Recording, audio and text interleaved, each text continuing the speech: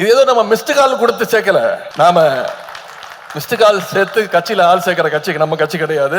நாம சொந்த கால நம்புற கட்சி நம்முடைய திராவிட முன்னேற்ற கழகம். ஏன்னா நம்ம வெறும் தேர்தலுக்காகவோ எண்ணிக்கைக்காகவோ உறுப்பினர்களை சேர்க்கல, வாக்காளர்களாக உறுப்பினரை சேர்க்கல. தமிழ்நாட்டுடைய மண், மொழி, மானம் காக்க ஓரணியில் தமிழ்நாடு என்ற கழகத்தின் கீழ் கழகத்துக்கு குடும்பங்களை, தமிழக குடும்பங்களை நாம சேர்த்துக்கிட்டு இருக்கிறோம். இது புரியாம திரு எடப்பாடி பழனிசாமி அவர்கள் எல்லா இடத்துலயும் போய் பேசிட்டு இருக்கிறாரு. பார்த்திருப்பீங்க, பஸ்ல சுத்திட்டு இருக்கிறாரு. அதுல சொல்றாரு, திமுக தேர்தல் வந்த உடனே எல்லாரோட தமிழ்நாட்டு மக்களுடைய வீட்டு கதவெல்லாம் போய் தட்டிக்கிட்டு இருக்கு அப்படின்னு. நான் ஏற்கனவே அதற்கு பதில் சொன்னேன். திரு எடப்பாடி பழனிசாமி அவர்களே, நாங்க ஒன்னும் உங்களை மாதிரி அமித்ஷா வீட்டு கதவையோ கமலாலயம் வீட்டு கதவையோ திருட்டுத்தனமா போய் தட்டல. எங்க தமிழ்நாட்டு மக்களுக்கு செஞ்சிருக்கக்கூடிய திட்டங்களோட உரிமையோட போய் ஒவ்வொரு உறுப்பினர்களையும் ஒவ்வொரு வாக்காளர்களையும் தைரியமா போய் சந்திச்சுட்டு இருக்கிறோம். உங்களால சந்திக்க முடியுமா?